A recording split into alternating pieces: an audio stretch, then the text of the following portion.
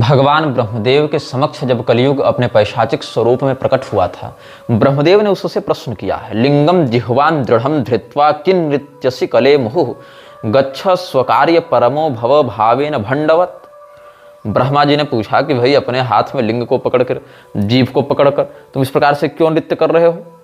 जाओ अपना कार्य करो, जो तुम्हारा प्रकृति में कर्तव्य है सो तुम करो, यहाँ पर क्या तुम उपस्थित होकर नृत्य कर रहे हो? तो कली क्या कहता है, माम प्रेषय सर्वेश सर्वोच्छेद कराकरम निरंकुशम निरानंदम निद्राकलह वल्लभम परदार परद्रव्य परद्रोह परायणम वंचकम दंभ मात्सर्य भेद प्रिय जनप्रियम एकांत योग संन्यास छलेनोदर पूरका आत्मानं च परम चापि वंचयन्ति मयि प्रभो। अलग अलग प्रकार से अपना जो लक्षण है वो कलयुग ने स्पष्ट किया कि देखिए अभी भी बता दे रहा हूँ, वार्निंग दे रहा हूँ, चेतावनी दे रहा हूँ, हमको मत भेजिए, हमको भेजिएगा तो उपद्रव हो जाएगा। मैं निरंकुश हूँ, आनंद रहित हूँ, मैं लोगों को कलह इत्यादि में प्रेरित करता हूँ, आलस्य में प्रेरित करता हूँ, दूसरे की स्त्री, दूसरे का पैसा, दूसरे की संपत्ति हड़पने के लिए प्रेरित करता हूँ, लोगों को एक दूसरे के प्रति कपट का, दंभ का, ईर्ष्या का व्यवहार करने के लिए मैं प्रेरित करता हूँ, इसीलिए मुझे आप मत भेजिए। तो ब्रह्मा जी कहते हैं, पापात्मानस्त्वयि नराः पुण्यात्मानस्तथोज्झिताः भविष्यन्ति जनाजिरणाः सोद्यमाश्च शुभाशुभे त्वयि ये सावधानाः स्युः पुण्यभारकृतावनाः स्वल्पमायुर्विदित्वा हि करिष्यन्ति स्वकं हितं तेषां त्वमेव साहाय्यं कुरुस्व मम शासनात्। कलियुग यह बात सत्य है कि तुम्हारे जाने से अधर्म बढ़ेगा, तुम्हारी व्याप्ति से लोगों में कलह, दंभ, पाखंड इत्यादि बढ़ेगा, लेकिन यह भी सत्य है कि तुम्हारे आने से एक अवसर भी लोगों को मिलेगा कि कम से कम समय में जल्दी से जल्दी अपना कल्याण कैसे किया जा सके।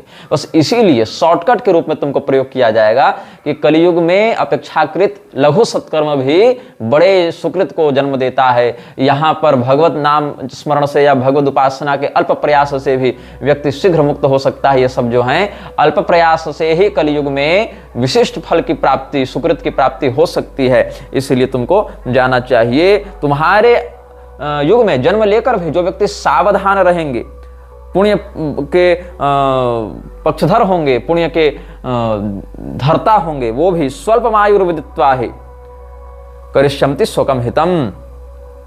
तो मैं अपने शत्रुओं से डरता हूं, फिर मैं कैसे स्थापित हो सकता हूं भारत में, ये बताइए। विभेमि शत्रुवर्गेभ्य स्थितिर्मम सुदुर्लभा यह कृता भारते खंडे कथम यास्यामि तद्वद। कलियुग ने ब्रह्मा जी से पूछा है कि मैं कैसे भारत में अपनी स्थिति को व्याप्त करूंगा, मुझे बड़ा डर लगता है मैं अपने शत्रुओं से। ब्रह्मा जी ने पूछा शत्रु से, के शत्रवस्तव वद किंग शत्रुत्वम कृतम च तैः त्वं कालात्मा दुराधर्षो दुर्गेयश्चापि पंडितः। अरे तू तो बड़ा बुद्धिमान है, तू तो बड़ा दुर्धर्ष है, तुम्हें पराजित करना किसी के लिए संभव नहीं, तो तुमको किससे भय लगता है? भारत में तुम्हारा शत्रु कौन है? भारत में किससे तुम्हें भय लगता है? तब कलियुग कहता है, देव देव शृणुस्वाद्य शत्रुवर्ग ममानघ उपद्रुतो हम न सुखम प्राप्स्य निर्दयरहम प्राप्स्य हम निर्दयरहम। इस प्रकार से कुछ भाव होना चाहिए। यहाँ पर कुछ टंकन दोष हमको लग रहा है। तो भाव है कि मेरे जो शत्रु हैं उनका नाम आप बताइए, जानिए हमारे माध्यम से। क्या क्या? शिव नाम हरिर नाम गंगा वाराणसीपुरी सत्संग दान तीर्थादि कथा विष्णु शिवस्य च। भगवान शिव का कहीं नाम जप हो, हरिनाम स्मरण हो, गंगा इत्यादि तीर्थों का सेवन हो, वाराणसी इत्यादि तीर्थ हो जहाँ सत्संग दान इत्यादि का व्यवहार किया जाता हो, भगवान विष्णु की कथा, शिव जी की कथा होती हो, ऐसे स्थान पर मैं नहीं रह पाता हूँ। यदा शांतः क्षणं कोपि भवति प्राकृतोपि तदा मम भयं भूरि जायते दाम्भिकादपि। जब कोई व्यक्ति शांत चित्त हो जाता है तब मुझसे उसे बड़ा भय लगने लगता है। अगर वो झूठ मूठ का भी शांत बैठा है ना, तब भी मुझे भय होने लगता है, क्योंकि शांत बैठेगा तो कलह कैसे करेगा? कलह करने के लिए खोपड़ी का चलते रहना आवश्यक है। इसीलिए म्लेच्छराज के अनुयायियों के लिए एक नियम, मैंने जो आपको 60 नियमों में से एक नियम बताया था, उसमें यह भी नियम था, वो कभी खाली नहीं रख सकते दिमाग, अपने दिमाग को निरंतर उनको कुछ न कुछ सोचते रहना पड़ेगा। अधिक से अधिक सोचना है, कम से कम सोना है। तो सोचते रहेंगे, उससे उनके मन में तरह तरह के वैचारिक तरंगे उठेंगे, जिससे म्लेच्छराज उनकी गतिविधियों पर, भावनाओं पर नजर रखता है, उनको अधर्म के प्रति प्रेरित करता है। व्यग्रान व्यापृत चित्ताश्च पुत्रोदार परिवृतान दृष्ट्वा हृष्यामि भगवन् वेद सिद्धांत विद्विषः जितेन्द्रियैः शिवपरैः राग द्वेष विवर्जितैः सह न स्थातुमिच्छामि धैर्यैर्धैर्य विवर्धकैः उन्मूलितुं नामिच्छन्ति बिभेमि तदनारतम्। क्या कहता है कलयुग जो व्यक्ति अपने स्त्री पुत्र आदि से संतुष्ट हैं, शांत चित्त हैं, अन्य की स्त्री, अन्य के ऐश्वर्य, अन्य के वैभव के प्रति लालायित नहीं रहते हैं, वेद वेदांत की मर्यादा में श्रद्धा रखते हैं, ऐसे लोगों से हमें बड़ा भय लगता है। लेकिन जब मुझे कोई भगवान का द्वेषी दिख जाता है, वेद सिद्धांत का द्वेषी दिख जाता है, तब मैं बड़ा प्रसन्न हो जाता हूँ, ये कलयुग ने कहा। इसीलिए जहां धीर पुरुष हैं, विवेकी पुरुष हैं, धैर्यवान पुरुष हैं, वहां मैं नहीं रह पाता, क्योंकि ये लोग मेरा उन्मूलन करने के लिए तैयार हैं। तो ब्रह्मा जी कहते हैं, तव प्रभावात् तेषां ही प्रचारो विरलः सदा भविष्यति न संदेहो गच्छतिष्ठ यथा सुखम। कि अरे कलयुग, तूने जैसा कहा वैसा तो सब सत्य है, किंतु ये सब बहुत कम होंगे, ये सब बहुत अधिक नहीं होंगे जिनके कारण तुमको कष्ट होगा। इसीलिए तुम जाओ, अपना जो कालखंड है उसका तुम शासन करो, क्योंकि ये सब जो भगवान नाम परायण लोग होंगे, वेद सिद्धांत प्रतिष्ठापन में जिनकी निष्ठा होगी, जो सपुत्र दारा में संतुष्ट होंगे, जो धैर्यवान विवेकी होंगे, इनकी संख्या है ही कितनी। इसीलिए तुमको दिक्कत नहीं है, ये होंगे भी तो बड़े कम होंगे, जिससे तुम्हारे जो मूल कालखंडीय सत्ता है वो प्रभावित नहीं होगी, ये ब्रह्मा जी ने कहा। तो आपको अगर पूरी शंकराचार्य जी के वचनों का स्मरण होगा तो उन्होंने क्या कहा था, ब्रह्मा जी की योजना का पात्र है यह, ब्रह्मा जी की योजना का यह पात्र है, वृक्षराज इत्यादि। एक पंक्ति उन्होंने कही, उस एक पंक्ति के विषय में हमने कितना कुछ आपको बताया, कल की पुराण से बताया कि कैसे कलि पुरुष का पूरा जन्म ब्रह्मा जी के अधर्म वाली जो पृष्ठात्मिका सृष्टि है, पृष्ठ निर्गता सृष्टि है, वहां से हुआ है। और अब हम आपको ब्रह्म वैवर्त के परिशिष्ट काशी रहस्य से बता रहे हैं कैसे ब्रह्मा जी ने युग खंडात्मक व्यवस्था के अंतर्गत इसको अनिवार्यतः भेजा है। तो एक पंक्ति पूरी शंकराचार्य जी की कहां कहां से टकराई और कैसे आपके सामने प्रस्तुत हुई। अब कलियुग ने कहा, मम तेषां स्वभावस्तु विरुद्धः केन हेतुना उन्मीलितुं मामिच्छन्ति ते तु तानहमप्यहो। तब ब्रह्मा जी कहते हैं कि त्वं कालमल इत्युक्तो मले शुद्धिर्न विद्यते शत्रौ निर्मलास्ते तु ततः कलह एव च। यदा यः प्रबलस्तिष्ठति तदा विजयते परं तेषां प्रचारो विरलस्तव प्रौढ़ो भविष्यति विवेकिनां समीचीनस्त्वं विचारवतां सदा धीराः खलु कलो जन्म वाञ्छन्ति भगवत्पराः। क्या हो गया, हे कलियुग, तू काल का मल है। जैसे हमारे शरीर में मल मूत्र आदि अवशिष्ट भाग होते हैं ना, उनकी शुद्धि नहीं हो सकती, मतलब विष्ठा अब पवित्र कैसे हो सकती है, वैसे हे कलियुग तू तो पवित्र होगा नहीं, क्योंकि तू काल का मल है। समय चक्र की गंदगी क्या है, वही कलियुग है, समय चक्र का अवशिष्ट मल ही कलियुग है। इसीलिए तू पवित्र हो ही नहीं सकता है। हाँ, तुम्हारे जो शत्रु पवित्र होंगे, मतलब जो धर्म के सिद्धांत के श्रद्धालु जन जो पवित्र होंगे, वो भी कलह इत्यादि के माध्यम से तुम्हारे प्रभाव में आते रहेंगे, और जो प्रबल होता है वही विजयी होता है। इसीलिए उनकी धार्मिकता बहुत दुर्लभ हो जाएगी, उनका धर्म प्रचार बहुत क्षीण हो जाएगा, और कलियुग तुम्हारा प्रभाव ही प्रौढ़ हो जाएगा। ये सब कलियुग को कहा। और इसी कारण से कलियुग में विवेक पूर्वक भगवत शरण का, भगवत शरण का, भगवान मार्ग का आश्रय लेने वाला व्यक्ति शीघ्र ही सुकृत को प्राप्त होता है, सद्गति से युक्त हो जाता है। इसीलिए जो लोग विवेकी होंगे वो चाहेंगे हम कलियुग में जन्म लें और यहाँ अल्प प्रयास से मुक्त इत्यादि हो जावें। तो ये सब अलग अलग बातें कलियुग को कहा है इन्होंने। काशी महात्मा है तो विशेष करके भगवती गंगा से आवृत जो पंचक्रोशी क्षेत्र विशेष अविमुक्त है, जिसको काशी कहा जाता है, उसका यहाँ पर निरूपण किया गया है। और भगवान महादेव का वर्णन किया गया है। यहाँ पर वेद धर्मा का उपाख्यान बताया गया है।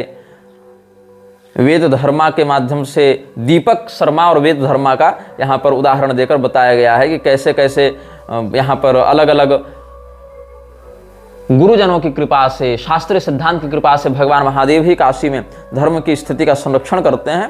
काशी नगरी में समस्त संप्रदाय के अनुयायियों का वास भी यहाँ से वर्णित किया गया है। शैव सौर हरिदास विघ्न हृत शक्ति भाषित मनोभिरातम स्वस्वदेव परिसेवनार्थ भी साधिताखिल फलर्निषेवितम। भगवान शिव के उपासक, सूर्य के उपासक, विष्णु के उपासक, गणपति के उपासक, शक्ति के उपासक सभी काशी का वास करते हुए, काशी में वास करते हुए भगवत भजन करते हैं।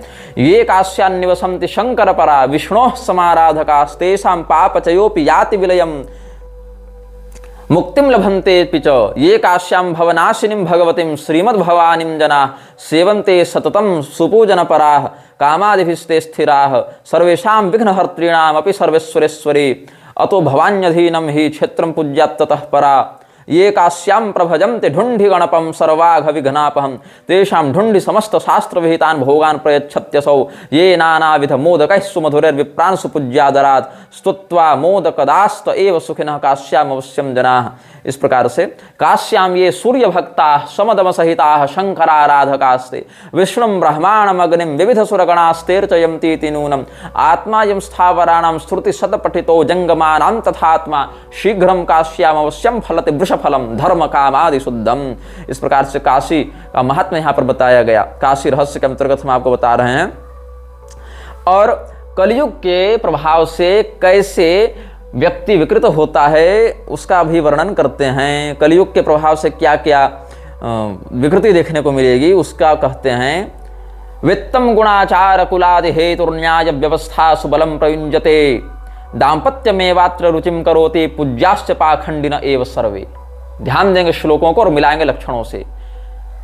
जिसके पास पैसा होगा वही कुलीन माना जाएगा, जिसके पास बल होगा वही न्याय कर्ता माना जाएगा। मतलब हम अगर ताकतवर है तो हम अगर जो कह दें वही न्याय हो जाएगा। हमारे पास पैसा है तो हमारा खानदान उत्तम माना जाएगा। आपस में रति सुख ही पति और पत्नी के संबंध का माध्यम बनेगा। और जो पाखंडी लोग होंगे उन्हीं को संसार पूजनीय के रूप में देखेगा। पूज्याश्च पाखंडिन एव सर्वे यज्ञोपवीतम द्विजद हेतुरेव लिंगम हि वर्णाश्रम कारणम स्यात् अनाढ्य एवात्र कलावसाधुराढ्यस्तु साधु कृतदम्भ एव। जनेऊ टांगना ही ब्राह्मण का लक्षण हो जाएगा। अब तो ब्राह्मण भी वो छोड़ते जा रहे हैं। केवल दंड पकड़ लेना ही संन्यास का लक्षण माना जाएगा। और अनाढ्य एवात्र कलावसाधु राढ्यस्तु साधु कृतदम्भ एव। कोई गरीब है तो सबसे अधिक गलत काम क्या है, सबसे गुनाह क्या है, सबसे बड़ा अपराध क्या है कलयुग में? गरीब होना। और सबसे ज्यादा महानता क्या है? आढ़्यता होना। आढ़्य होना मतलब धनवान होना। अभ्यंगमेवात्र परस्परम सदा ह्यलंकृतम श्मश्रु कर्माति सौख्यम तीर्थ प्रदेशेषु सतान्यणान्न हि श्रद्धास्व तीर्थेषु कदाचिदत्र। जो स्त्री और पुरुष में है नित्य आलिंगनादि के माध्यम से, मेकअप के माध्यम से, सौंदर्य प्रसाधन के माध्यम से शरीर को अधिक से अधिक आकर्षक रूप में प्रस्तुत करना ही श्रेष्ठ माना जाएगा। और दाढ़ी मूछ शेविंग इत्यादि भी केवल शारीरिक सौंदर्य की दृष्टि से लोग करवाएंगे। अगर सौंदर्य का खंडन होना लगे तो आजकल तो देखो बाप के मरने पर लोग माथा नहीं छिला रहे हैं। ये सब भी बातें हैं। ऐसे बड़े बड़े कथावाचक भरे हुए हैं जो अपने घर में सूतक लगने पर भी न माथा छिलाते हैं, न दाढ़ी बनाते हैं, नाखून काटते हैं, कुछ नहीं करते हैं। और जरूरत पड़ेगी तो प्रतिदिन कथा के मध्य संकल्पित होने के बाद भी दाढ़ी बनाकर सेविंग करके बैठ जाएंगे मंच पर। ये देख रहे हो कि नहीं? तीर्थ प्रदेशों में अश्रद्धा हो जाएगी और अतीर्थों के प्रति श्रद्धा होने लगेगी। ये सब बातें हैं। और कलौ धर्म सुविरलो यशोर्थे यत्र तिष्ठति राजानो निर्घृणा लुब्धा परदार धनारताः कदा यथा कथंचित् पुरुषः कुटुंब भरणोद्यतः सत्यवादी जनैर्धृष्टः प्रोच्यते पापवान अपि। ये सब बातें हैं। पापवान अपि जनैः सत्यवादी प्रोच्यते। जो पापी है उसको भी लोग सत्यवादी के रूप में माना जाएगा। अगर उसके पास पैसा है तो उसको संत माना जाएगा। कलयुग में धर्म स्थित नहीं रह पाएगा।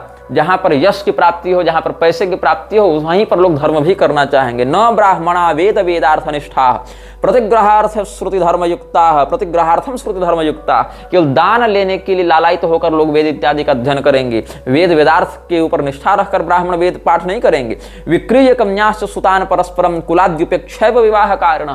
केवल धन दहेज एलमनी इत्यादि के लोभ से ही एक दूसरे से विवाह किया करेंगे और उसमें कुल वर्ण इत्यादि की मर्यादा की उपेक्षा कर देंगे। वदंति धर्मं न तो धर्मनिष्ठा। धर्म का उपदेश करेंगे लेकिन धर्म में निष्ठा नहीं रखेंगे। निंदन्ति पापं खलु पाप कारिणः। और ऐसे पापी पाप की निंदा करेंगे लेकिन स्वयं पाप ही करेंगे। देवान गुरुन पितृयज्ञादि सर्वान् प्रपंचयन्ते धनलोलुपाद्विजाः। क्षत्रियाः परम दुर्लभाः कलौ। कलयुग में क्षत्रिय परम दुर्लभ हो जाएंगे। कैसे क्षत्रिय? धर्मशास्त्र गुरुदेव पूजका। जो धर्मशास्त्र का पूजन करें, गुरु देवता इत्यादि का पूजन करें। और करेंगे क्या? तो फिर लोग आहार मैथुन रताः परमादरेण ब्रह्मस्व संग्रह पराः परवाद सूराः न प्राणी रक्षण पराः परमादरेण कुर्वन्ति धर्मात् हननं द्रविणार्थमेव। आहार और मैथुन में ही लगे रहेंगे, है ना। कहीं हम राजपूत हैं, ठाकुर साहब हैं, बाबू साहब हैं तो खाली दारू पी के मुर्गा खा के और पड़े रहेंगे वेश्यावृत्ति और रखेलबाजी में। ये सब भी विलासिता क्षत्रियों में बढ़ती जा रही है। और ये सब कलयुग के कारण हो रहा है। और दान दी हुई वस्तुओं को छीन लेंगे, देवालयों पर कब्जा कर लेंगे, ब्राह्मणों के धन का हरण कर लेंगे, दूसरे की को धमकाने और स्वैग दिखाने में और अपने मोछ में ताव देने में लगे रहेंगे, लेकिन अपनी प्रजा की रक्षा करने में ध्यान नहीं देंगे। केवल पैसे के लिए धर्म की हानि करने वाले हो जाएंगे। ये तो ब्राह्मण की बात बता दिए, फिर क्षत्रिय की बात बता दिए। और वैश्य कैसे होंगे? तो पैशून्य वंचर परावणिजो निरपाद्या धर्माधिकारी करणे परमार्थ निष्ठा आहार मैथुन धनानि सदादरेण रक्षन्ति शास्त्र विमुखा फल मध्य भक्षा। मांस मदिरा इत्यादि का आहार करते हुए ये सब व्यभिचार इत्यादि में प्रवृत्त हो जाएंगे और चुगली, शिकायत, मिलावटी, घोटाला इत्यादि करते हुए व्यापार में ठगी करने लगेंगे। वैश्या कलौ नहीं भवन्ति कुलादि युक्ता ये वा भवन्ति नहीं तेषु वृषः कदाचित। पहले तो अपने कुल धर्म में निष्ठा रखने वाले वैश्य ही नहीं पैदा होंगे। अगर कोई हो जावे, खानदानी हो जावे, तो उसमें धर्म की प्रतिष्ठा वैसी नहीं होगी। और शूद्रादिवृत्त इमे द्विजदेव निम्या विप्रद्विषः परम दारुण बुद्धयश्च। ये सब वैश्य कुल में उत्पन्न होकर भी शूद्रवत आचरण करने वाले होंगे, देवता और ब्राह्मणों की सदैव निंदा करेंगे और बहुत दारुण बुद्धि वाले होंगे। शूद्रास्त्वन्नम स्वल्पमेव दत्वा विप्रेभ्य एव हि कारयिष्यन्ति महतीं सेवां सेवा विवर्जिताः। ब्राह्मणों से शूद्रगण अपनी सेवा करवाने लगेंगे, लेकिन स्वयं सेवा नहीं करेंगे। अन्नादिभिर्व्यवहरन्ति तु ये मनुष्या वैश्या भवन्ति खलु ये व्यवहार दुष्टाः शिष्टास्त एव धनिनस्तु यतः सुपूज्या लोके धनम सुखकरन् ननुतिष्य काले। कलयुग में सबसे बड़ा जो संसाधन है, सबसे बड़ा जो सगा है, हितैषी, वो क्या है? रुपया है, पैसा है। जिसको आधुनिक भाषा हम लोग कहते हैं ना बाप बड़ा न भैया, सबसे बड़ा रुपया, तो वही है। लोके धनम सुखकरन् ननु तिष्य काले। तिष्य काल में, कलयुग में धन से ज्यादा सुखकारी कुछ नहीं है। शूद्रा विशुद्धा नहीं तिष्य काले। कलयुग में शूद्र भी विशुद्ध नहीं रह जाएंगे। द्विजादि वेश आश्रुति तत्पराश्च। और ब्राह्मण के समान वेश धारण करके वेद का प्रवचन करने लगेंगे। देख लो प्रभुपाद को क्या कर रहा था, शूद्र होकर भी वेद का प्रवचन कर रहा था। ये कलयुग का लक्षण है, कलिपुरुष का ये अभिवर्धन कर रहा है। द्विजादि वेशाश्रुति तत्पराश्च। अभी रोज तुम पेपर में देखते होगे कि अमुक समुदाय के एसटी एससी ओबीसी को महामंडलेश्वर बनाया गया, जगत गुरु बनाया गया। ये सब कौन करा रहा है? मृच्छराज करवा रहा है, कलयुग को बढ़ाने के लिए करवा रहा है। ये सब कलयुग का लक्षण है। और ये सब कौन है? स्वयं को महामंडलेश्वर, आचार्य महामंडलेश्वर, स्वयं को जगत गुरु, स्वयं को पीठाधीश्वर, स्वयं को तत्वदर्शी, ज्ञानी, महात्मा, महाब्रह्मर्षि, पता नहीं क्या क्या बनाने वाले ये सब दुष्ट हैं, जो कि धर्म के सिद्धांत को न जानते हैं न मानते हैं। वो केवल धर्म को बिजनेस बनाकर रखे हैं और कलयुग में लोगों को ठगने के लिए, वंचित करने के लिए वंचक बनकर आए हुए हैं, क्योंकि निरंकुश हो गए हैं। इनके ऊपर किसी का शासन नहीं है, ऐसा ये मानते हैं। शूद्रा विशुद्धा नहीं तिष्य काले द्विजादि वेशा श्रुति तत्पराश्च शास्त्रार्थवादर जनवंचकाश्च कलौ भविष्यन्ति निरंकुशास्ते। ये चारों वर्ण आश्रमों की यही स्थिति है। कलौ दुष्टा दुराचारा निर्दया शुष्क वैरणः दुर्भगा भूरितर्षाश्च सर्वे वर्णास तथाश्रमा। तब क्या होगा? मोह, झूठ, दंभ, आलस्य, हिंसा, डिप्रेशन, विषाद, शोक, मोह, ये सब माया, ये सब लोगों में बहुत व्याप्त हो जाएंगे। तदा माया नृतम दंभो निद्रा हिंसा विषादनम शोको मोहो भयम दैन्यम लोकानां प्रचुरम भवेत्। और कैसे लोग होंगे कलयुग में? क्षुद्रः क्षुद्र सुख प्रदाः कलियुगे मर्त्या महाभोजनाः क्षुद्र प्राण धनादिपोषण पराः कामाधिकाः क्रोधिनः लोभाविष्टमनोजुषः परदया हीनाः सदा वंचका रागद्वेषपराः परापर विचाराद्यः सदा चोद्धिताः वित्तैर्हीनः स्वैरवृत्ति प्रसंगाः स्वैरणीयश्च स्त्रीषु या श्रेष्ठ वर्णाः। श्रेष्ठ वर्ण की ब्राह्मण, क्षत्रिय इत्यादि की जो लड़कियां होंगी, बहुएं होंगी, वो भी व्यभिचारिणी होने लग जाएंगी। दस्युत्कृष्टा लोक संघाः सपापा वेदाः क्षीणाः ब्राह्मणाः सेवकास्ते। वेद अपनी मर्यादा से विलुप्त होते जाएंगे, मतलब वेदों की मर्यादा विलुप्त होती जाएगी। ब्राह्मण भी जो है वो नौकरी पेशा सेवक वृत्ति वाले हो जाएंगे। कलौ न विप्रः समयस्थिताः क्वचिन् नृपाः प्रजा भक्षण वित्तलो रूपाः व्रतादिहीना बटवो विशुद्धा गृहस्थ रूपाः खलु तस्करा मताः वनेन वासो वतवासिनाम ही धनार्थिनः प्रव्रजिताः कलयुगे। संन्यास क्यों लेंगे लोग कलयुग में? ताकि बड़े बड़े मठ के महंत बन जावें, सन्यासी होकर संप्रदाय में दीक्षा ले लें और खूब मठ के पैसे से अय्यासी करें। इसके लिए धनार्थिनः प्रव्रजिताः कलयुगे। ह्रस्वास्त्रियो विपुलं भक्षयन्ति बालाः क्षुधार्ता बटवः कदर्याः वचांसि तिक्तानि वदन्ति चांगनाः शौर्यादिविभत्स निषिद्धकर्तृः पाखंड प्रभवा विप्राः क्षत्रियो वणिजो मताः वणिजः कूटकर्तारः संपदः पापहेतवः। ये सब पितृपक्षम परित्यज्य भार्या पक्षम भजन्ति ही गुरुवाक्यम न कुर्वन्ति स्त्रीणाम दास्य परा नरा। अपने बूढ़े माता पिता को कुंभ में छोड़कर भागने वाले तो तुमने सैकड़ों देखे होंगे। अपने सास ससुर को, कोई ससुराल वाले को कोई पुरुष अभी छोड़कर आया है? नहीं। पत्नी की बात सब मानेंगे, लेकिन माता पिता की बात मानने वाले लोग नहीं होंगे ये सब। और शूद्र लोग क्या करेंगे? शूद्र लोग दान लेने के लिए साधु का वेश बना लेंगे, कहेंगे हम तपस्वी हैं, हम शास्त्र का निर्णय बताएंगे, और अलग अलग वेश धारण करके लोगों को ठगा करेंगे। और पाप करने के बाद लोग प्रायश्चित नहीं करेंगे।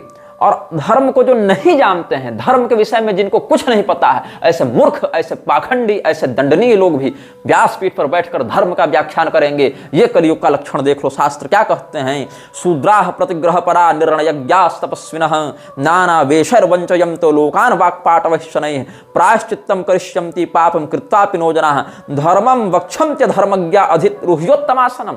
आज देख लो, अधोक्षजानंद को देख लो, वासुदेवानंद को देख लो, और मुरारी को देख लो, रामभद्राचार्य को देख लो, धीरेन्द्र शास्त्री को देख लो, रविशंकर को देख लो, ये क्या नाम है इसका, शक्तिपुत्र को देख लो, और अनिरुद्धाचार्य को देख लो, देवकी नंदन को देख लो, और हित अम्बरीश को देख लो, उधर रजस्वला स्त्री से भगवान को भोग लगवा देने वाले प्रेमानंद को देख लो। ये सब धर्म के विषय में कुछ नहीं जानते, लेकिन बड़े बड़े ऊंचे ऊंचे आसनों पर बैठकर धर्म का विस्तार करने के लिए तैयार हो जाते हैं। और जो लोग धर्म के विषय में पढ़े हैं, जानते हैं, ऐसे लोग भी, चाहे मलुक पीठ वाले राजेंद्र दास हों, चाहे कोसले सदन वाले वासुदेवाचार्य हों, चाहे रामलला स्थान वाले राघवाचार्य हों, चाहे ज्योतिष पीठ वाले मुक्तेश्वरानंद सरस्वती हों, चाहे पूरी पीठ के स्वामी निश्चलानंद सरस्वती हों, ये सब लोग भी प्रत्यक्षतः या परोक्षतः ऐसे लोगों से खूब मिलते जुलते देखे जाते हैं। ऐसे लोगों के साथ खूब हंसी मजाक करते, खूब यशोवर्धन करते देखे जाते हैं। तो जो नहीं पढ़ा है वो धर्मज्ञ के रूप में आसन पर बैठा हुआ है, और जो पढ़ रहा है, पढ़ा हुआ है, वो भी जाकर उन्हीं लोगों के साथ या उन लोगों को अपने पास बुलाकर उनसे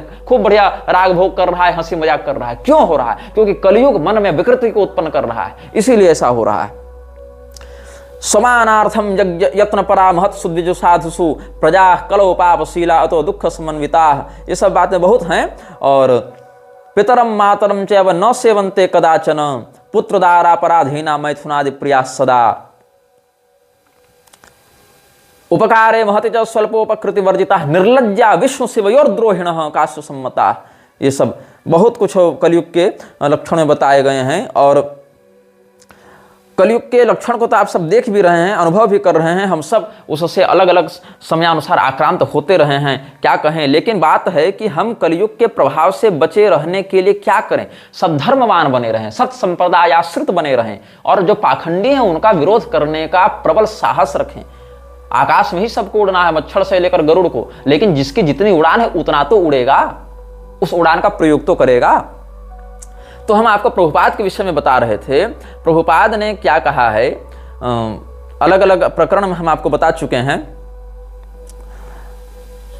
मुहम्मद और जीसस को भगवान रामानुजाचार्य जी के साथ, मध्वाचार्य जी के साथ समकक्ष दिखाते हुए इसने तो बहुत कुछ कहा है। अत्रि मुनि को ये भक्त नहीं मानता था, गोस्वामी तुलसीदास जी को भक्त नहीं मानता था, जो हमारे वशिष्ठ मुनि हैं और मैत्रेय मुनि हैं इनको भी भक्त नहीं मानता था, दुर्वासा जी को भक्त नहीं मानता था। भगवान विष्णु की पूजा करके किसी को मोक्ष नहीं मिल सकता, ऐसा इस मूर्ख का कथन है। क्या लिखता है? One can not get the benefit of milk by drinking yogurt, similarly one can not get celebration by worshipping Lord Shiva, if one wants celebration one must worship Lord Vishnu. ऐसा इसका मत है। अब यहां पर बात है कि वैष्णवों में अतिवादिता है कि केवल भगवान विष्णु ही मोक्ष दे सकते हैं, शिव जी नहीं दे सकते। शैवों में अतिवादिता है कि केवल भगवान शिव ही मोक्ष दे सकते हैं, विष्णु भगवान नहीं। शाक्तों में यह अतिवादिता है कि भगवती ही चूंकि दोनों के अंदर प्रतिष्ठित हैं, विष्णुहीनम रुद्रहीनम न वदन्ति नराः क्वचित् शक्तिहीनम वदिष्यन्ति तस्मात् शक्तिस्तु श्रेयसी, ये सब बातें कहते हैं। तो वहां पर भगवती ही एकमात्र मोक्षदायिनी होती है। तो जब तक संप्रदाय निष्ठा बनाने के लिए ऐसे वचनों को कहा जाएगा तब तक तो ठीक है, संप्रदाय अनन्यता के लिए। किंतु अगर ये शिव जी को मोक्षदायी न बताकर जीसस क्राइस्ट और मोहम्मद की प्रशंसा करने लग जाए, तब समझ लो यहां पर संप्रदाय बुद्धि नहीं है, यहां पर देवद्वेष बुद्धि है। और देवद्वित व्यक्ति का क्या करना चाहिए ये सब आप जानते हैं। चैतन्य चरितामृत का व्याख्यान करते हुए प्रभुपाद ने कहा था कि शिव की आराधना से मुक्ति नहीं मिलती। अगर कोई मुक्ति चाहे तो उसको अवश्य विष्णु की आराधना ही करनी पड़ेगी। अच्छा, विष्णु की आराधना करने से तात्पर्य है विष्णु में भी चतुर्भुज वैकुंठनाथ विष्णु नहीं, वहां भी इसने विष्णु तत्व का परिपूर्णार्थ केवल कृष्ण तत्व में घटित किया है। और कृष्ण तत्व में भी ऐसा कृष्ण जो जीसस से अभिन्न है।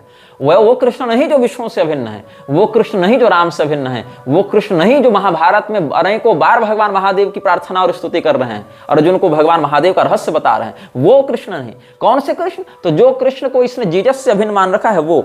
सुचंद्र दास को इसने लंदन से एक चिट्ठी लिखी थी। कब लिखी थी? 8 दिसंबर 1969 को, 1969 दिसंबर 8 सुचंद्र को इसने चिट्ठी लिखी थी। क्या लिखता है उस चिट्ठी में? वो चिट्ठी मेरे पास है। उसमें लिखता है, जब सुचंद्र ने पूछा था कि जीसस क्राइस्ट और कृष्ण में क्या अंतर है, उसका उत्तर देते हुए कहता है, you have asked to know what is the difference between Jesus Christ and Krishna, that we have several times explained in many meetings that Krishna is God and Jesus Christ is the son of God, and as there is no difference between father and son, so there is no difference between Krishna and Lord Jesus, but still the son is never equal to father। ये इसने कहा है कि कृष्ण भगवान ईश्वर हैं और Jesus Christ क्या है? ईश पुत्र हैं, ईसा मसीह है तो सन ऑफ गॉड है, इसीलिए वो होली फादर, ये होली सन, इसीलिए पिता और पुत्र में कोई भेद नहीं होता। हालांकि इस स्थिति में भी पुत्र पूर्णतः पिता के बराबर नहीं हो सकता, ये बात इसने अंत में कही। लेकिन इस बात को भी कैसे इसने डिप्लोमेटिकली प्रस्तुत किया, इसकी हम पोल आगे खोलेंगे। क्योंकि 12 अप्रैल 1967 में मिस्टर डैम्बर्ग्स को इसने न्यूयॉर्क से एक चिट्ठी लिखी थी। कब लिखी थी? 12 अप्रैल 1967 को। किसने लिखी थी? प्रभुपाद ने। किसको लिखी थी? मिस्टर डैम्बर्ग्स को। कहां से लिखी थी? न्यूयॉर्क से लिखी थी। सारा डिटेल बताते जा रहा हूं, क्रॉस वेरीफाई कर सकते हो। जीसस क्राइस्ट को स्वयं का ये मालिक, स्वयं को जीसस क्राइस्ट का ये सर्वेंट बताता था। कौन? प्रभुपाद। अब भगवान कृष्ण का दास हूं हम इस भाव से जो भगवान कृष्ण की शरणागति ग्रहण करे। अगर वो व्यक्ति कहेगा मैं केवल कृष्णदास हूं, मैं शिवदास, मैं रामदास, मैं दुर्गादास नहीं बन सकता, मैं केवल कृष्णदास हूं, तो समझ में आता है कि शरणागति की अनन्यता है। लेकिन अगर वो व्यक्ति ये कहे कि शिव जी के हम दास तो नहीं हैं, हम केवल कृष्ण जी के दास हैं, लेकिन हम जीसस क्राइस्ट के भी दास हैं, तब समझ लो कि मामला कहां गड़बड़ जा रहा है। अब ये क्या लिखता है? I am also an significant servant of Lord Jesus Christ because I am preaching the same message as Lord Jesus did. शब्दों पर फिर से गौर करना, मैं पुनः दोहराता हूं। आई एम ऑल्सो एन इनसिग्निफिकेंट, मतलब बहुत महत्वपूर्ण भी नहीं, मैं तुच्छ सेवक हूं मैं जीसस क्राइस्ट का, ऐसा प्रभुपाद कहता है। I am also an insignificant servant of Lord Jesus Christ because I am preaching the same message as Lord Jesus did. और ये प्रसन्नता व्यक्त करता है ये अपने अभियान के लिए प्रभुपाद कि हमें प्रसन्नता है कि लॉर्ड जीसस क्राइस्ट ने हमारे अभियान को अपना आशीर्वाद प्रदान किया है, स्वीकृति प्रदान की है। ये चिट्ठी कब लिखी गई थी? कहां से लिखी गई थी? किसके लिए लिखी गई थी? ये भी बताता हूं। सैन फ्रांसिस्को से 7 अप्रैल 1967 ईस्वी को, 1967 7 अप्रैल सैन फ्रांसिस्को से प्रभुपाद ने कीर्तनानंद को यह चिट्ठी लिखी थी। इस चिट्ठी से हम आपको एक अंश पढ़कर सुनाते हैं। ये क्या लिखता? I am very glad to learn that Jesus Christ has approved our activities. Jesus Christ ने हमारी गतिविधियों को मान्यता प्रदान की है, ये लिख रहा है। Perhaps you have marked it in my preaching work that I love Jesus Christ as good as Krishna. मतलब मैं जीसस से उतना ही प्रेम करता हूं जितना कृष्ण से करता हूं। क्या प्रभुपाद ने कभी ऐसा लिखा कि मैं भगवती दुर्गा से भी उतना ही प्रेम करता हूं, महादेव जी से भी उतना ही प्रेम करता हूं, भगवान गणपति से भी उतना ही प्रेम करता हूं जितना कृष्ण से करता हूं? नहीं, मेरी जानकारी में तो नहीं। या क्या इनके मंदिरों में इन देवताओं से संबंधित उत्सव मनाए जाते हैं? मेरी जानकारी में नहीं। क्या इन देवताओं की मोक्षदायी होने की स्थिति को शास्त्र सम्मत विधान से मान्यता देते हैं? मेरी जानकारी में नहीं। लेकिन क्या लिखता है? I am very glad to learn that Lord Jesus has approved our activities. Perhaps you have marked it in my preaching work that I loved Lord Jesus Christ as good as Krishna because he rendered the greatest service to Krishna according to time, circumstances and society in which he appeared. Similarly, Hazrat Muhammad and Lord Buddha also rendered greatest service to the human society according to circumstances। मतलब इसके लिए मानवीय सभ्यता में पैगंबर ने बहुत महत्वपूर्ण योगदान दिया था, महानतम योगदान दिया था। किसके कथन के अनुसार? प्रभुपाद के कथन के अनुसार। तो क्या लिखता है? Similarly Hazrat Mohammad and Lord Buddha also rendered greatest service to the human society according to circumstances, so work with more enthusiasm and we are sure that to be successful in our great mission. क्या mission था इसका? वही कि वृंदावन में बैठकर ये कह रहा था कि हम तलवार लेकर सैनिकों के साथ जाएंगे और जो व्यक्ति कृष्ण को नहीं मानता उसका गला काट देंगे और फिर उसको कहेंगे कि तू घर में क्यों बैठा हुआ है, तू जा यहां पर ये काम कर। जो व्यक्ति भगवान कृष्ण को नहीं मानेगा उसका गला काट देंगे, लेकिन भगवान कृष्ण को तो हम महाभारत के अनुसार और पद्म पुराण के अनुसार, शिव पुराण के अनुसार, वेदों के अनुसार, स्मृतियों के अनुसार भी मान सकते हैं। लेकिन नहीं, ये क्या कहते हैं कि लॉर्ड जीसस क्राइस्ट और कृष्ण वाले संबंध से जो हम दिखाना चाह रहे हैं उससे मानो, नहीं मानोगे तो गला काट देंगे। और वैसे ही काटेंगे जैसे कुरान का आश्रय लेकर मुसलमानों ने सबका वध करना प्रारंभ किया है, सबकी हत्याएं की हैं, उस प्रकार से ये कहता है। अब वर्ल्ड हेल्थ ऑर्गेनाइजेशन के प्रति इसने एक लेक्चर दिया था जिनेवा में WHO को इसने एक दिया था जून 6, 1974 में। उसने स्पष्ट कहा है कि हम लोग हिंदू नहीं हैं। लेकिन आप ध्यान दीजिएगा, ये जो स्वामी नारायण के नाटक वाले हैं जिसने घनश्याम पांडे को भगवान बना रखा है, इन पर भी बाद में आएंगे। और कैसे काशी दत्त परिषद के बिकाऊ नराधमों ने, राक्षसों ने, जो ब्राह्मण के रूप में पैदा हो गए हैं वहां पर, उन्होंने इस संप्रदाय, इस गिरोह के लोगों को मान्यता दे रखी है पैसे में बिकते हुए। तो क्या हुआ कि स्वामीनारायण वाले विदेशों में अपने बड़े बड़े संस्थान को अक्षरधाम मंदिर के नाम से प्रसारित करते जा रहे हैं। अच्छा, अक्षरधाम मंदिर किसी भगवान का नहीं है। अक्षरधाम मंदिर एक व्यक्ति का है जिसका नाम था घनश्याम पांडे, उसको इन्होंने बना रखा है भगवान। भगवान मतलब डायरेक्ट परब्रह्म, जिसके नीचे दुर्गा, शिव, विष्णु इत्यादि सब आ जाते हैं। हनुमान जी जिसकी पूजा करते हैं वो घनश्याम पांडे हो गया है इनके लिए। तो विदेशों में हिंदुओं के प्रति जो हमले होते हैं वो क्यों होते हैं? इस्कॉन के कुकर्मों के कारण, स्वामीनारायण वालों के कुकर्म के कारण। और ये लोग स्वयं को हिंदू नहीं मानते, लेकिन क्या कहा जाता है? Go back Hindus, go back Hindus, हिंदुओं का नरसंहार किया जाता है। और ये इस्कॉन वाले स्वयं को हिंदू मानते ही नहीं है। यही कारण है इस्कॉन का एक भी मंदिर ऐसा नहीं है भारत में जो टेंपल एंडोनमेंट एक्ट के अंतर्गत सरकार के अधीन हो। हमारे परंपरागत तीर्थ पर सरकार का कब्जा है। हमारे परंपरागत तीर्थों से सरकार देवालयों को तोड़ तोड़ कर नष्ट कर रही है। हमारे परंपरागत तीर्थ नदियों को विकृत कर रही है। हमारे परंपरागत गुरुकुलों को नष्ट कर रही है। वहां पर जबरदस्ती स्वामीनारायण, इस्कॉन और ये सब वाले की विचारधारा के कोर्स में सम्मिलित करके बच्चों को पढ़ने के लिए विवश किया जा रहा है। और उसी सरकार के द्वारा जब हिंदू मंदिरों का अधिग्रहण करके वहां पर हिंदुओं के द्वारा दिए गए दान को हज सब्सिडी में लगाया जाता है, चर्च बिल्डिंग्स में लगाया जाता है, वक्फ बोर्ड को अनुदान देने में लगाया जाता है, तो इस्कॉन की प्रॉपर्टी क्यों नहीं जब्त की जाती? इस्कॉन के मंदिरों को क्यों नहीं कब्जे में रखा जाता? क्योंकि इस्कॉन स्वयं को हिंदू नहीं मानता है। इसीलिए हिंदू टेंपल एंडोनमेंट एक्ट के अंतर्गत इस्कॉन के मंदिर सरकार अधिग्रहित नहीं करती है, क्योंकि इस्कॉन खुद को हिंदू नहीं मानता। इस्कॉन खुद को हिंदू नहीं मानता, इस्कॉन खुद को इस्कॉन मानता है। वो एक अलग कल्ट है।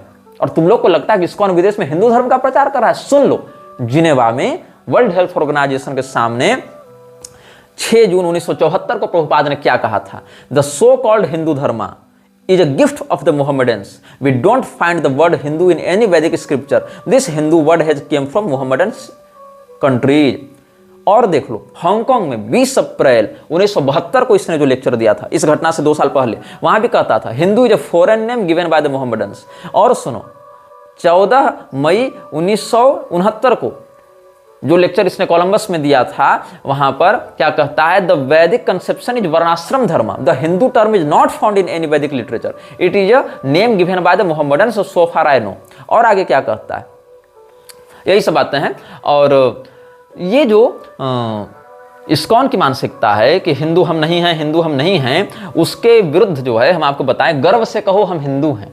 इस प्रकार का एक निबंध ग्रंथ है। करपात्री स्वामी जी के भी कुछ उसमें निबंध हैं और कुछ पुरी के शंकराचार्य जी के भी हैं। उसमें ये कालिका पुराण और सांगधर पद्धति का आश्रय लेकर बताते हैं, बलिना कलिना छम्ने धर्मे कवलिते कलो यवनै रवनिक क्रांता हिंदवो विंध्यमाविशन। काले न बलिना नूनम धर्म कलिते कलो यवनैर घोरमा क्रांता हिंदवो विंध्यमाविशन। यवनै रवनिक क्रांता हिंदवो विंध्यमाविशन बलिना वेद मार्गोयम कलिना कवलिकृतः। इस प्रकार के श्लोकों का उन्होंने प्रमाण दिया है। हाँ, ये श्लोक वर्तमान में कालिका पुराण की प्रचलित प्रति में प्राप्त नहीं होते हैं उस रूप में, किंतु प्राचीनतम ग्रंथों में इनका संदर्भ प्राप्त होता है। इसलिए समझना चाहिए कि ये परिशिष्टादि में भी या बृहत्तर संस्करण आदि में भी प्राप्त होते होंगे। तो यहाँ पर ये स के स्थान पर ह का प्रयोग कैसे होता है? सिंधु स्थानमिति ज्ञेयम राष्ट्रमार्यस्य चोत्तमम। इस प्रकार से भविष्य पुराण के वचनों से बताते हैं। और वृद्ध स्मृति का वचन जो हम पहले इसी लक्षराज श्रृंखला के अंतर्गत अनुभागों में बता चुके हैं, हिंसया दूयते यश्च सदाचार सुतत्परः वेद गो प्रतिमा सेवी स हिंदू मुख शब्द भाग। इस प्रकार से कहते हैं। और भविष्य पुराण के प्रतिसर्ग पर्व के प्रथम खंड में सप्त सिंधुस्तथैव वच, सप्त हिंदुर्यावनी च, ये सब का प्रयोग किया गया है। और हेमंत कवि कोश में हिंदुर ही नारायणादि देवता भक्त या हीनम च दूषयत्येव हिंदुरित्युच्यते प्रिय, ये सब मेरु तंत्रादि के वचन से, हेमंत कवि कोश के वचन से, शब्द कल्पद्रुम के अनुसार हीनम दूषयति हिंदु, पारिजात हरण नाटक के अनुसार हिनस्ति तपसा पापाम दैहिकाम दुष्ट मानसान हेतुभिः शत्रुवर्गम च स हिंदू रभिधीयते, या राम कोश के अनुसार हिंदुर दुष्टो न भवति नानार्यो न विदूषकः सद्धर्म पारको विद्वान श्रोत धर्मपरायणः। इस प्रकार के वचनों का आश्रय लेकर उन्होंने बहुत अच्छी मीमांसा प्रस्तुत की है हिंदू धर्म के हिंदू शब्द पर। तो हिंदू धर्म वर्णाश्रम समन्वित हीनता विरहित सनातन धर्म का ही प्रचलित पर्यायवाची नाम है, ऐसा समझाना जाना चाहिए। अब ये जो प्रभुपाद की हम आपको बात बता रहे थे, प्रभुपाद के ही अनुयायी अमोघ लीला प्रभु ने जो अनटोल्ड रामायण सीरीज निकाली थी, उसके पहले ही वीडियो में अनटोल्ड रामायण पार्ट 1 में, जहां वो कहता है कौन से रामायण पढ़े, वहां इसने कहा गोस्वामी तुलसीदास जी के रामायण मत पढ़ो। क्यों?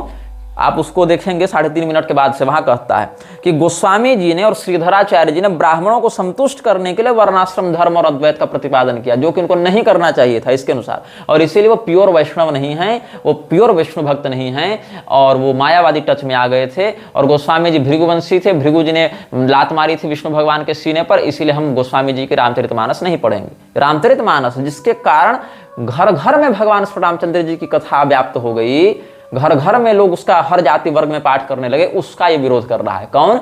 अमोघ लीला प्रभु। और क्या कहता है कि गोस्वामी जी भृगुवंशी ब्राह्मण थे, इसीलिए हम नहीं पढ़ेंगे। अरे मूर्खों, तो वाल्मीकि जी भी भृगुवंशी ब्राह्मण थे। पद्म पुराण, विष्णु पुराण इत्यादि उठाकर देख लो। विष्णु पुराण और पद्म पुराण को तो तामसी पुराण मानकर अप्रामाणिक नहीं कहोगे ना तुम लोग। तो ब्राह्मणों का बोलबाला था जो जन्मना वर्ण व्यवस्था मानते थे, इसीलिए हम लोग जन्मना वर्ण व्यवस्था का विरोध करेंगे, गोस्वामी जी का विरोध करेंगे, जबकि ये अमोघ लीला प्रभु स्वयं ब्राह्मण नहीं है, अरोड़ा है, इसीलिए वर्णाश्रम व्यवस्था का विरोध करता है। अब प्रभुपाद के अन्य वक्तव्यों पर हम आपका ध्यान आकृष्ट करवाना चाहेंगे। यहां पर एक जगह कृतनानंद स्वामी इत्यादि ने या और भी लोगों ने कहा है, इसी के अनुयायियों ने क्या कहा है कि जीसस क्राइस्ट वास्तव में कृष्ण ऋषि थे। क्या थे? His holiness Isha Putra Krishna Rishi was incarnated in Jewish body as Jesus Christ. ये अलग लेवल एक फ्रॉड देखो। जीसस क्राइस्ट कौन थे इन लोगों के लिए? ईश्वर के पुत्र जो कृष्ण ऋषि थे, कृष्ण ऋषि थे, वही क्राइस्ट बनकर अवतरित हुए कि यहूदी घर में। और क्या कह रहा है? Israeli society is cosmopolitan. I have chanted in the streets and beaches there, but I can't dance and chant in Gaza even if it were open. I can't do it in the West Bank either. Hamas, Hezbollah and the Palestinian Authority won't allow Hare Krishnas to propagate their religion in public, and they make severe restrictions even in private. It's that way all over the Middle East except for Israel. Israel is the only Middle Eastern country where we as Hare Krishnas are free to practice and promote our spirituality to our heart's content. If any of the administrators of the Palestinians have their way, Israel will be destroyed. In their version of Palestine, Hare Krishna will be silenced. What does that tell you? Israel की प्रशंसा करते हुए ISKCON कहता है कि Israel ही मध्य पूर्व में एकमात्र ऐसा देश है जहां हम लोग हरे कृष्ण का उच्चारण कर सकते हैं, हरे कृष्ण का कीर्तन कर सकते हैं। फलस्तीन इत्यादि में नहीं कर सकते, अन्यत्र नहीं कर सकते, हमें मार दिया जाएगा। इस्कॉन को चलाने वाली जो जीबीसी है, गवर्निंग बॉडी है, उस गवर्निंग बॉडी के टॉप टियर जो अधिकारी हैं, वो सारे लगभग 80-90% लोग या तो यहूदी कंटेम्प्रेरी रूप में अभी हैं या फिर वो यहूदी रह चुके हैं। और एक बार यहूदी होता है, यहूदियत से बाहर नहीं निकलता है। वो हो सकता है अपने स्वार्थ के कारण बाहर से आपको हिंदू लग रहा हो, लेकिन रहेगा वो यहूदी है। और यहूदी लोग हिंदुओं के कोई मित्र नहीं है, कोई हितैषी नहीं है। इजराइल भारत का कोई हितैषी नहीं है। यहूदियों के द्वारा कैसे वृक्षराज की व्यवस्था को आगे विशेष करके बढ़ाया गया है, इस पर हम इसी श्रृंखला में आगे समयानुसार सप्रमाण चर्चा करेंगे। तो एक जो पुस्तक इन लोगों ने छपवाई थी, सतस्वरूप दास ने या किसने लिखी है, जिसको कहते हैं प्रभुपाद लीलामृत। प्रभुपाद लीलामृत अनबॉक्सिंग, ऐसे आप गूगल में सर्च करेंगे तो आपको वीडियो इत्यादि मिल जाएंगे। तो प्रभुपाद लीलामृत को ये जब अनबॉक्सिंग करे तो कुछ नहीं, प्रभुपाद की जीवनी है जहां भर भर टोकरी बकवास की गई है उसकी महानता के बारे में। तो क्या हुआ, अनबॉक्सिंग प्रभुपाद लीलामृत को आप देखेंगे तो उसमें स्पष्ट कहते हैं ये लोग, this book is more important than Shrimad Bhagwat Gita and Shrimad Bhagavatam. और ये सब आपको कहाँ मिल जाएगा? ISKCON youth forum, ISKCON Delhi live, ये सब आपको चैनल्स जो यूट्यूब में है वहां ये वीडियोज मिल जाएंगे। मतलब पहले इन लोगों ने क्या सिद्ध किया? पहले इन लोगों ने सिद्ध किया कि श्रीमद् भागवत और जो श्रीमद् भगवत गीता है वो कुरान और बाइबल के समकक्ष है। ऐसा इन लोगों ने सिद्ध करने का प्रयास किया, जिसका हम आपको प्रमाण दे चुके हैं। The Vedas, the Bible, the Quran and all such authentic literatures are tangible support to the man who believes in God. या फिर ये तो 1956 में लेक्चर दिया था, और न्यूयॉर्क वाला लेक्चर क्या कहता है, shrutayah means revealed scriptures, just like in the world there are many revealed scriptures, there are Vedas, Puranas, the Bible, the Quran। ये सब इसने कहा था, मतलब ये सब जो हैं वो इसके लिए एक ही ग्रंथ हैं। वेद, पुराण, कुरान, बाइबल इत्यादि में इसके लिए, प्रभुपाद के लिए कोई अंतर नहीं है, ये सब ये कहना चाह रहा है। और इसने यह भी कहा था कि हमारा जो यह जन्म है, हमें यह जो मनुष्य शरीर मिला है वो क्यों मिला है, ताकि हम ऐसे दिव्य ग्रंथों को पढ़ें और उसका तात्पर्य समझें, ऐसा ही कहना चाह रहा है। और कोई इनमें कोई अंतर नहीं है, ऐसा भी ये कहना चाह रहा है। We have got this opportunity, San Francisco में ही 13 मार्च 1967 में ये लेक्चर दिया था प्रभुपाद ने। भागवत का प्रवचन करते हुए क्या कहता है, we have got this opportunity, this human form of life with sense, so that we can understand the Srimad Bhagavatam, Bhagavad Gita और बाइबल और Quran, these are meant for civilised human society, ऐसा प्रभुपाद ने कहा है। लेकिन भगवत गीता और भागवत महापुराण को कुरान और बाइबल के समकक्ष बता दिया और कहा कि इनका स्थान मानवीय सभ्यता को बहुत महत्वपूर्ण तरीके से प्रभावित करता है, इनका महत्व उसके लिए बहुत अधिक है, इनका कार्य मानवीय सभ्यता को नई दिशा प्रदान करना है, ईश्वरीय तत्व से जोड़ना है। लेकिन फिर कुरान बाइबल को भागवत और भगवत गीता के तुल्य दिखाने के बाद अब इस्कॉन क्या कह रही है कि Prabhupada Lilamrita, this book is more important than Shrimad Bhagavad Gita and Shrimad Bhagavatam. मतलब हम अब पहले पुराणों को पढ़ना छोड़ दें क्योंकि वो तामसी हैं, केवल 2-4 पुराण पकड़े जहां से इस्कॉन अपने प्रमाण देता है, फिर ये समझे कि ये सब जो पुराण है ना वो लोग कुरान बाइबल के ही समान है, और अंत में कहो कि ये भी मत पढ़ो, केवल प्रभुपाद की जीवनी पढ़ लो। ये कैसे सिंडिकेट खड़ा किया गया है। तो प्रभुपाद लीलामृत क्या हो गया, this book is more important than Shrimad Bhagavad Gita and Shrimad Bhagavatam. और अमोघ लीला प्रभु का एक और तुम बकवास देखे होगे, यूट्यूब में उपलब्ध भी होगा, जहां वो कह रहा है कि प्रभुपाद का नाम लेने से भगवान कृष्ण बहुत जल्दी प्रसन्न हो जाते हैं। किसने कहा था रे? कृष्ण भगवान ने आकर कहा था। भगवान कृष्ण कह रहे हैं जिन देवताओं को अपनी विभूति के रूप में, उन देवताओं को रोज गाली दे रहे हो। प्रभुपाद को भजने से कृष्ण जल्दी प्रसन्न हो जाते हैं। ये क्या कहता है कि प्रभुपाद के हाथ में गोलोक की एक चाबी है और दूसरी चाबी किसके पास है? उसके गुरु के पास है। और प्रभुपाद का अगर तुम बाकी इधर सारे सत्कर्म करोगे, एक कोई ये बकवास भी दे रहा था कि कोई भक्त था, उसने अमुक अमुक सत्कर्म किए तो उसको 10 पॉइंट मिले, और गोलोक पहुंचा तो उसको कहा गया कि तुम तो भैया 10 पॉइंट लेकर आए हो, यहाँ 100 पॉइंट की जरूरत है सत्कर्म करके। तो उसने क्या किया, प्रभुपाद नाम लिया तो उसके 90 पॉइंट जुड़ गए। तो प्रभुपाद की कृपा से फिर उसको गोलोक में एंट्री मिली। अरे जिस अभय चरण डे को, जिस विमल प्रसाद दत्त को, जिस केदारनाथ दत्त को खुद गोलोक में एंट्री न मिले, ऐसे इसके कुकर्म रहे हैं, वो व्यक्ति गोलोक में लोगों को भेज रहा और चाबी लेकर बैठा हुआ है। वाह रे वाह नाटक। तो कहता है कि गोलोक की 2 चाबियां, एक प्रभुपाद के पास और एक उसके गुरु के पास, और प्रभुपाद का नाम लेने से भगवान कृष्ण और जल्दी प्रसन्न होते हैं और जल्दी गोलोक देते हैं। और प्रभुपाद की जो जीवनी है वो किससे बड़ी है, मतलब कृष्ण भगवान की कही गीता से और सुखदेव जी की कही श्रीमद् भागवत से भी ज्यादा महत्वपूर्ण कौन है? प्रभुपाद की जीवनी है। ये लोग कहना चाह रहे हैं। और प्रभुपाद खुद क्या कहता था, जिसके हाथ में गोलोक की चाबी थी, वो क्या कहता था?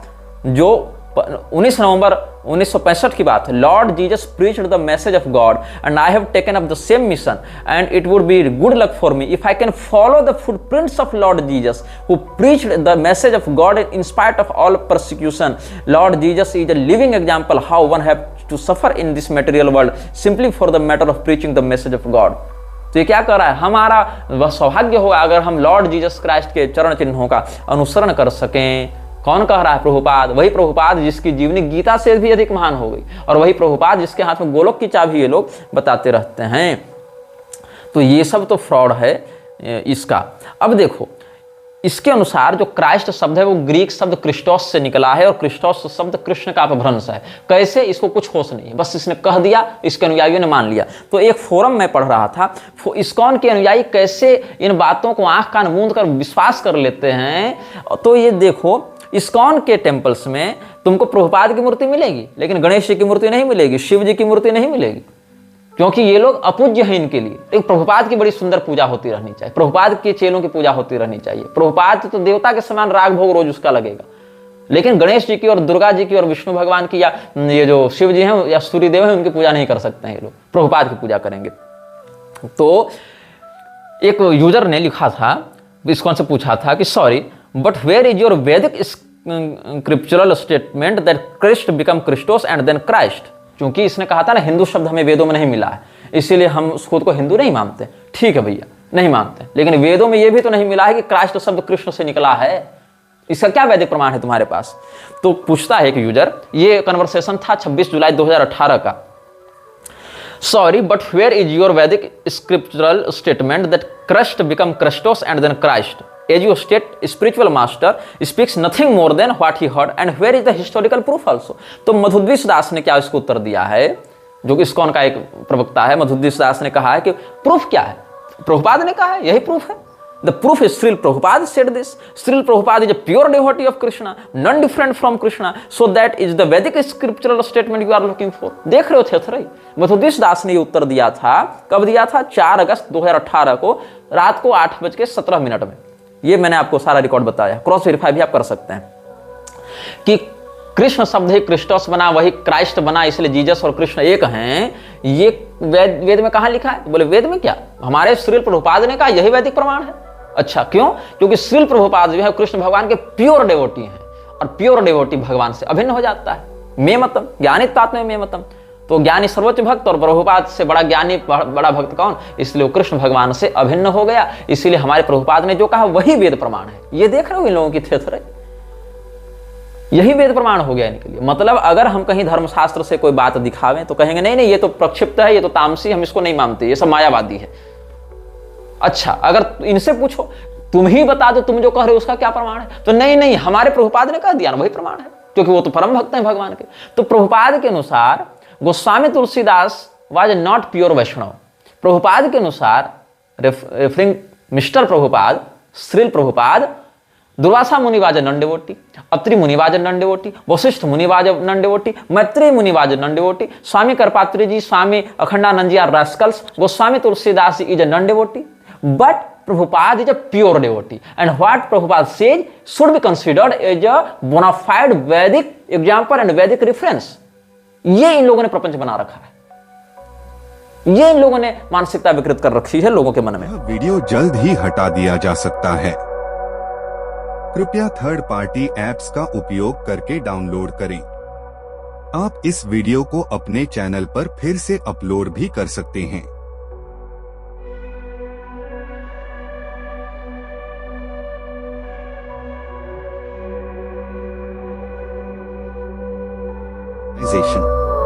This video may get deleted soon. Please download using third-party apps. You may also re-upload this video on your channels. Thank you.